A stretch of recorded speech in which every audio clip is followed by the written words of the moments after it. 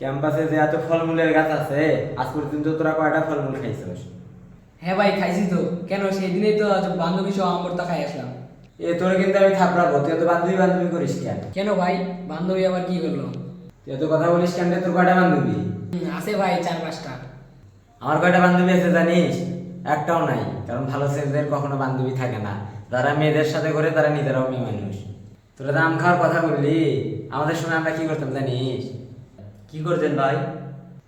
আমরা ক্যাম্পাসে সব আম বিক্রি করে দিতাম, সে আম বিক্রি করে আমরা কক্সবাজার ট্যুর দিতাম।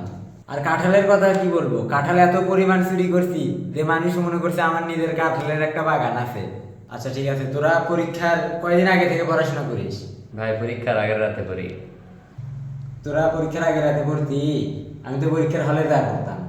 ভাই আমিও তো এটাই করি, আমি পরীক্ষা হলে গিয়েই পড়ি।